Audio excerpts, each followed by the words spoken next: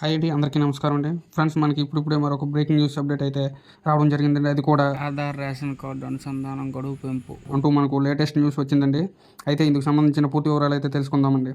వీడియోని అయితే ఎక్కడ స్కిప్ చేయకుండా చూడండి ఫ్రెండ్స్. వీడియో నచ్చినట్లయితే ఒక లైక్ చేయండి ఫ్రెండ్స్. లైక్ చేయడం వలన మనకు తెలిసిన ఇన్ఫర్మేషన్ మరి కొంతమందికి రీచ్ అయ్యే అవకాశం ఉంటుంది. లేట్ చేయకుండా వివరాల్లోకి వెళ్ళిపోదాం.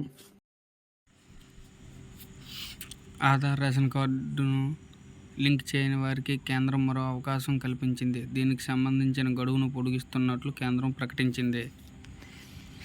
2024 జూన్ 30తో గడువు ముగియనుండగా సెప్టెంబర్ 30 వరకు పెంచింది.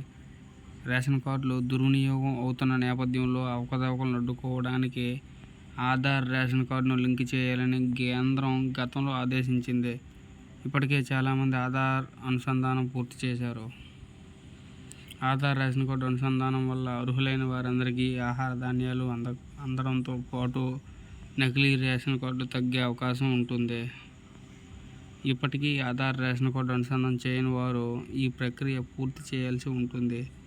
దీనికోసం సమీపంలోని రేషన్ షాప్ లేదా కామన్ సర్వీస్ సెంటర్ సాయంతో లింక్ చేయించుకోవచ్చు. ఆధార్ కార్డు, రేషన్ కార్డుతో పాటు అవసరమైన పత్రాలు అందించి బయోమెట్రిక్ వెరిఫికేషన్తో అనుసంధానం పూర్తి చేయవచ్చు.